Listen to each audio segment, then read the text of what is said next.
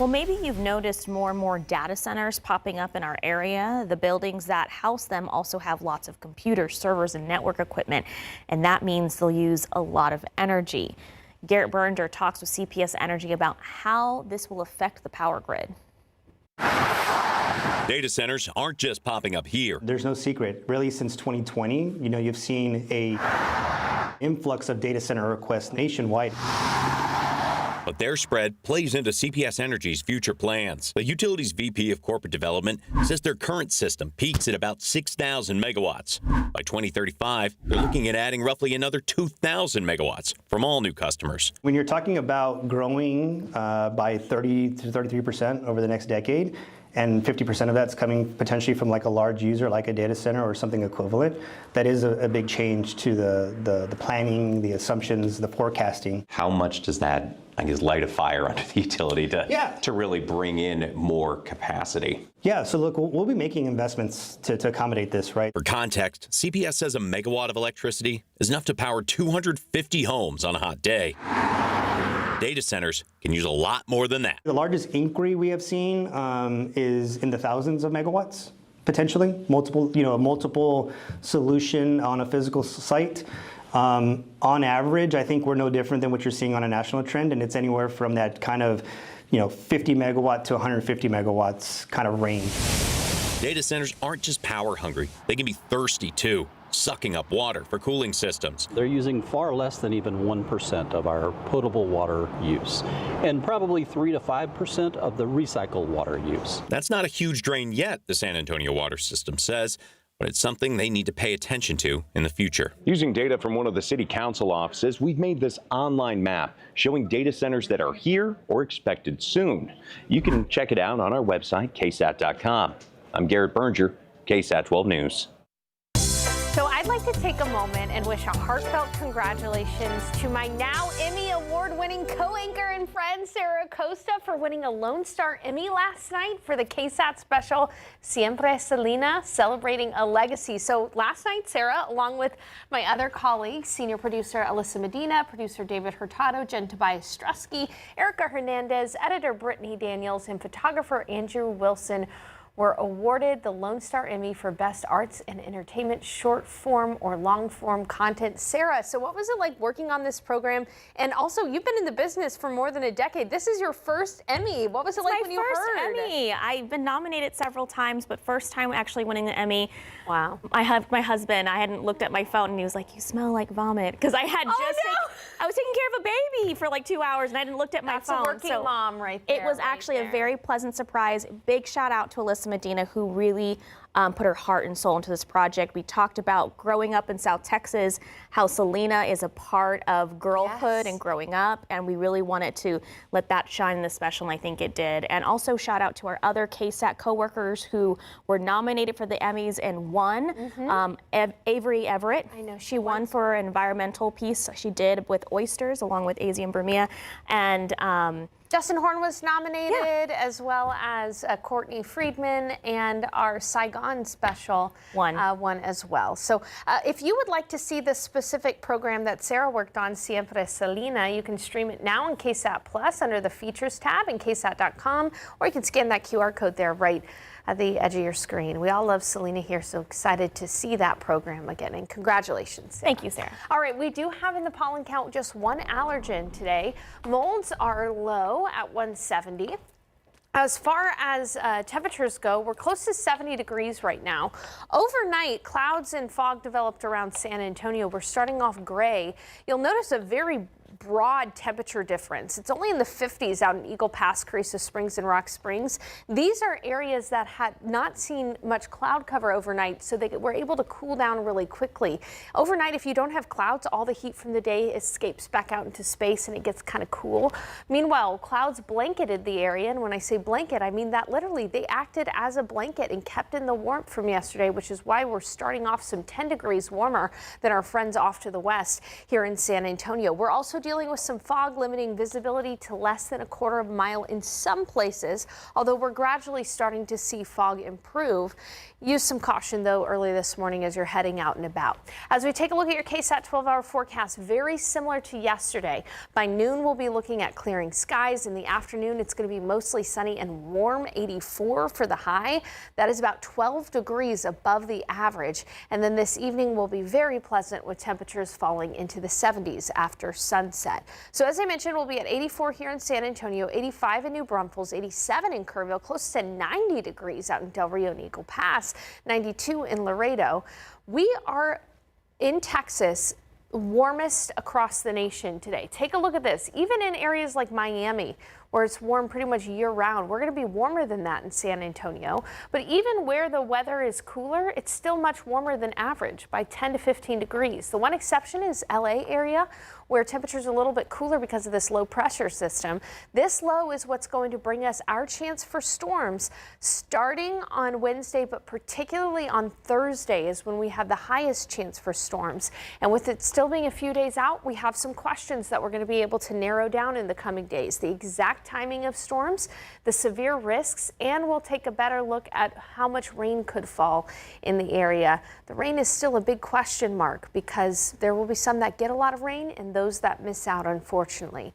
But as we take a look at that forecast, regardless of how much rain you get, the weather Friday and Saturday will be much more pleasant behind that system. Hey, coming up in the next half hour, we'll take a closer look at rainfall potential, and I have a sneak peek for Thanksgiving.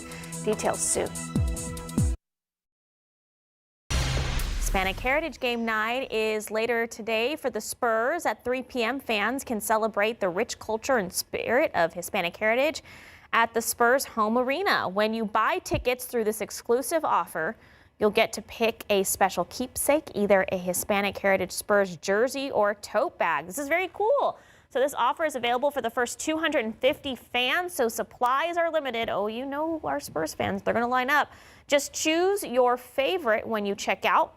Plus, make sure to arrive early because at 1 p.m. the Ultra Club there will be a pre-game carne asada featuring a live band, mariachi, and vendor market. Go Spurs, go! We lost Golden State on Friday night. Was it Friday or Thursday night? No, I don't even remember, getting my days mixed up. By 1 point.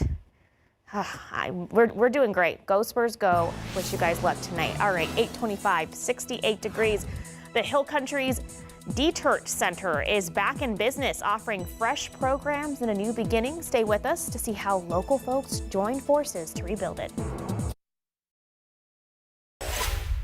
Well, following breaking news early this morning, a large law enforcement presence drawing several agencies to San Pedro and Bassi. This is area just north of Almos Park. It still has the road closed this morning. Devin Karp is live there with what we've heard back from SAPD and the FBI confirming this is a federal investigation. Devin, a lot of different agencies still out there. Yeah, Sarah, they're still here, and we've seen about 3 more cars get towed here since we last spoke with you just at the top of the 8 a.m. hour. Let's go ahead and take a look over here. You can still see a lot of different law enforcement officers, some saying police, some have FBI. I've even seen some ATF jackets with a lot of cars, supposedly from federal agents, that are still over here. They appear to be going through the Las Pollitas snack shack right over there, that pink trailer over there. We've seen them go through multiple cars here, and car alarms go off as they work under their investigation. We're trying to figure out exactly what's going on. Some of the nearby neighbors who have just been walking through that area have said they had no clue anything was even going on until this. But if you guys want to look, we got a look at some of the video of what happened last night when this all started around 2 a.m. On this, you can see one of our crews came across those multiple law enforcement agencies, which includes SAPD and the DPS with helicopters and a drone. Witnesses also reported hearing loud bangs with several people seeing smoke in the area and taken out in handcuffs. At this time, officers on scene have not released any details about what's going on, and we actually did just hear back from the FBI in a statement they sent to us. If you guys want to be able to look at that on your screen, it says, quote, "I can confirm that FBI San Antonio and Homeland Security Investigation San Antonio, along with their local state and federal partners, are conducting court-authorized activity in the vicinity in the intersection of San Pedro and Bassi Road in San Antonio, Texas. Texas. Additional information will be released as it becomes available. We're going to stay right on here at scene until we figure out exactly what's going on. In the meantime, though, there is a blockade that is set up over on this side of the street. If you are coming south down San Pedro, you will be rerouted. There are DPS troopers that are still over there. Cars coming northbound are still able to go as normal. As you see, they make their way behind me. We're going to keep an eye on this all morning long here on GMSA and at KSAT.com. For now, I'll send it back to you, Sarah. Devin Karp, KSAT 12 News.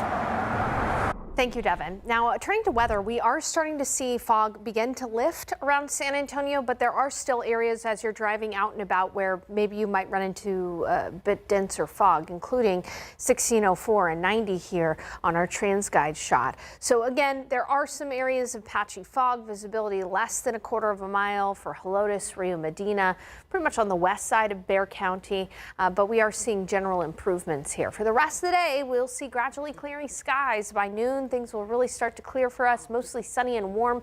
84 for the high today. That's 12 degrees hotter than average. And then our focus is on the potential for storms Wednesday night and particularly on Thursday. Some of those storms could be strong or severe. I'll be back to detail that, potential rainfall, and we'll have a very early sneak peek to Thanksgiving. Sarah. Well, Sarah, thank you. Months of tireless work in the Hill Country finally coming to fruition. The Dietert Center in Kerrville reopened after it flooded and will continue to help seniors in the area. Devin Karp spent the day listening to leaders like Governor Greg Abbott say thank you to volunteers and all the people who didn't want any credit. It's for a town this size. They have so many opportunities and different activities. There's always something you can find to do at the center. Over the last 6 years, Joyce Miller has been coming to the Dietert Center for food, fun, and companionship. It's a blessing to us, and I think the social camaraderie that we have, met new friends, you know, my husband loves coming over and just listening to the other people talk. It's a place where seniors, anyone really, can go for resources and something to eat, like their Meals on Wheels program for homebound seniors. But after the July 4th floods. Well, when we flooded, our whole first floor, 20,000 square feet flooded, and it was only 6 inches of water. But it's amazing how much damage 6 inches of water, because it spread over 20,000 square feet.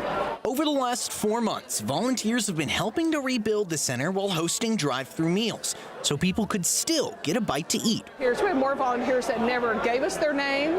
They didn't give us their contact information, but they signed up when they came to volunteer. But a lot of volunteers over those 4 months. Today, the community came together to say thank you to those that helped, cooked by other volunteers, with thanks from Governor Greg Abbott. We've seen massive rebuilding take place, but we have only yet begun the rebuilding process. And we're going to be here every day, every step of the way, until we completely rebuild this entire region. I'd seen him on television, but you know, to shake hands with him is something else. Joyce is thrilled at the renovations and rebuilding done here, so she can get back to some of her old activities with even more coming up on the horizon. We're getting all back. Next week we're going to finish up with starting some new classes, and we're back. Dietert is back. Devin Karp, KSAT 12 News.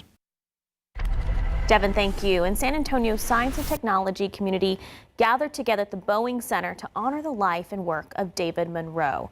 Monroe, a technology inventor and innovator, died in a tragic accident at the area almost 2 months ago. A celebration of legacy was held for him last night. One major example of his legacy is the camera phone. So he actually held the patent for the first use of the camera phone. He and his wife, Lorena, founded the San Antonio Museum of Science and Technology to help local children foster a love for technology. Monroe's memorial service was streamed to multiple countries around the world. And speakers say it was just a testament to just how much his inventions impacted society. We thank David for his vision and his heart. His spirit lives on in every exhibit, every workshop, and every young mind that walks through our doors and discovers the wonders of science and technology. Again, Monroe passed away about 2 months ago at Boeing Port Tech Arena, or in that area, after a tragic accident. So if you're planning to pour wine with your Thanksgiving meal, be ready to pay a bit more because wine prices have climbed about 8% over the last 10 years. That's thanks to climate change and inflation and higher production costs. On top of that, importers are dealing with a 15% tariff on European wines from President Trump's trade policies. Stores are trying not to pass all these costs to you, but with less wine being bought in the U.S., some brands might be harder to find this holiday season. If you have a Belkin portable power bank or wireless charging stand, listen up, because over 80,000 of them have been recalled because of their lithium iron batteries that can overheat or even cause fires and burn risks. They were sold at stores like Best Buy, Target, Walmart, and online on Amazon and TikTok from August 2020 to this year. Belkin has reported at least one fire incident in the U.S., so if you own one, stop using it right away and contact Belkin for a full refund or store credit. And don't just throw them in the trash. Check with your local waste services for safe battery disposal. Well, now to the infant formula botulism outbreak investigation as two families sue a company, and authorities say more babies have gotten sick. ABC's Rena Roy has the latest. This morning, two families now suing the formula company linked to a growing number of infant hospitalizations from a rare, paralyzing illness. I came home from work and came in to say hello and tried to feed her, and she wouldn't wake up. According to the CDC, at least 23 infants with suspected or confirmed cases of botulism had exposure to ByHeart Whole Nutrition infant formula. The cases spreading across 13 states. If you can't wake a baby up, something's very wrong. One of those babies, 4-month-old Rose Dexter. Her parents say she was on the formula for about 7 weeks when she became unresponsive in early September. Botulism is caused by a toxin that can damage the body's nerves. Symptoms like constipation, poor feeding, a weak cry, and a loss of head control can take weeks to appear. In infants, I think it's easiest to see in their facial expressions and how they're moving their head and neck. The Dexters say their daughter spent more than a week in the ICU. They're filing a lawsuit claiming ByHeart was negligent. These companies have an absolute duty to make sure that that is pathogen free. They are liable for what happened. I've been doing food cases for 32 years, and this is to me one of the most significant, horrible outbreaks that I've experienced. Also taking legal action, the family of 4-month-old Piper Everett, who was hospitalized in Kentucky last Saturday. Her gag reflex was not intact. It's like it becomes paralyzed. The nationwide voluntary recall expanding for the formula company branded as organic with certified cleanest ingredients. ByHeart writing, our #1 priority is infant health. We express our deepest sympathy to the families currently impacted by the cases of infant botulism. We are working with the FDA and independent experts to implement the recall quickly while the factual investigation continues. Well, it's 8:39 and 68 degrees. Still ahead on GMSA. After losing a loved one, many kids find hope at experience camps. It's a summer program designed to help heal from loss. So we'll show you how it's making a difference. And we're starting to see the fog lift around San Antonio, but it's going to be a while before we see complete sunshine. Plus a look ahead to storm chances around San Antonio and even a look way into the future to Thanksgiving. Details soon. Losing a loved one can turn a child's world upside down, making it hard to enjoy normal experiences. So that's why experience camps exist. It's a week-long summer camp for kids dealing with grief. Our Courtney Friedman visited Marble Falls to see how it's helping the July 4th flood survivors. Leah and Isaac Gracia lost their dad 6 years ago, and by the next year, they were at experience camps, summer camp for kids 8 and up who have lost loved ones. How do you think it changed you as a person? Before I started camp, I was nervous. I didn't want to try anything. But after I went to camp, I actually it opened me up to new things that I wasn't able to do. I feel like I was super kept to myself before camp. Well, when I went to camp, I'm super just wanting to go out a lot. All the fun of a regular summer camp, but with freedom to grieve, talk about loss, meet with therapists daily, and make lifelong friends. They allowed us to grab glass plates, put them in a Ziploc bag and throw them. And you were just able to actually get your feelings out. That was amazing. It feels pretty amazing to have all these people surrounding you and definitely to have this all the comfort around. And it's not just the kids who understand grief, it's the counselors too. I'm a volunteer counselor because I lost my dad 15 years ago. Another co-counselor I have lost her brother when she was young. Lauren Zima was so inspired by the camp's mission, she became a board member and is now helping open Experience Camp's first ever Texas location in Marble Falls. We partner with existing for-profit camps like the wonderful Camp Champions, who's helping us out here in Marble Falls. And we come in at the end of their for-profit summer, and we use their facilities before they shut down for the summer. We got to be there as Lauren took her first tour of their new location. Camp Champions Executive Director Eric Hillis showed us both around. So I'm actually really looking forward to building the schedule with y'all. From art buildings to rock climbing to obstacle courses to the calm, beautiful lake. I would definitely say we should do kayaking. We'll have paddle boards. The physical activities build the strength back in these kids. The plans for this Texas location were already in motion when the July 4th floods hit the hill country. I'm in regular contact with some of the Mystic parents because we want to support them as much as we can. A few things that we're exploring are doing a specific retreat just for victims of the floods to get them some grief counseling. All the flood survivors getting their own time, space, and ability to process in a joyful environment. Don't be nervous and actually, it's okay. Give it a chance. Yeah, give it a chance because it actually helps you out in the end, and it gives you a different perspective of everything, and and it comforts you. Just has that thing. Helps out a lot. Through the pain, finding resilience, meaning, and joy. Courtney Friedman, KSAT 12 News. Thank you, Courtney. There will also be a family camp weekend this summer in Marble Falls where the whole family can go heal together. Sign up has already started for the summer sessions. To register, head to Experience Camp's website. We also have a link to that on KSAT.com. Just search Experience Camps.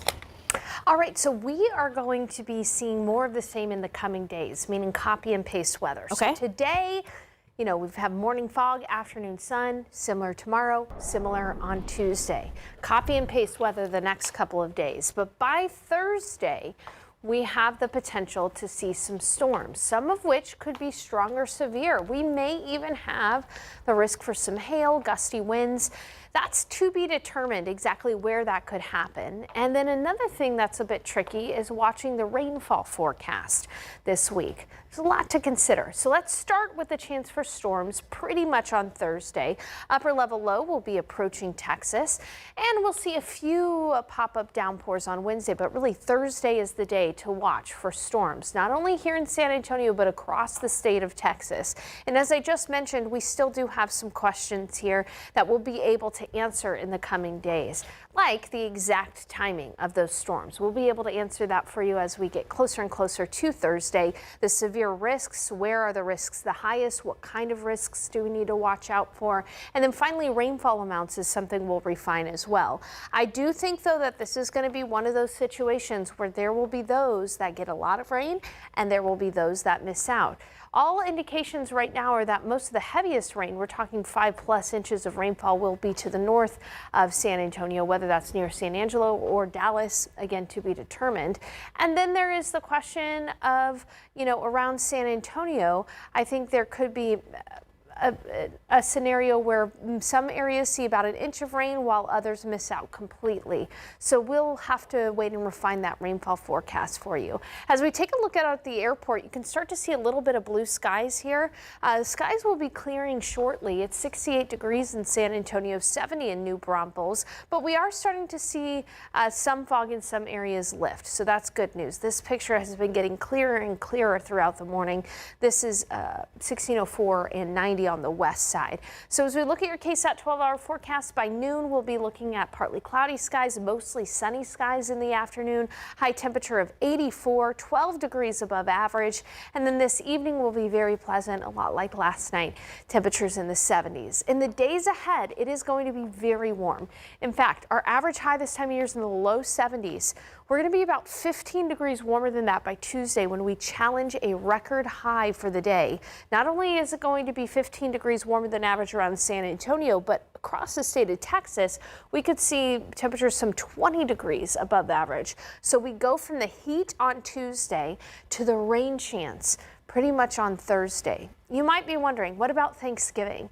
Well, here's what I can tell you. So far, it doesn't look like we're going to be very warm on Thanksgiving. I think the 80s are unlikely on Thanksgiving. Thanksgiving's still about 10 days away. What's most likely is that we'll be comfortable in the 70s, but there are some indications that we could see a cold front by the end of November. And that cold front, there is a possibility it could happen on Thanksgiving, which would mean temperatures only in the 60s. So that's what's possible. Again, what's most likely, temperatures in the 70s, and we can't even touch the potential for rainfall yet. Again, 10 days away is just simply too far away for a rainfall forecast. But at least temperatures are most likely going to be cooler than what they are going to be over the next several days. Temperatures in the 70s probably for Thanksgiving, perhaps even cooler than that. But in the immediate future, we are focused on the storm chance on Thursday.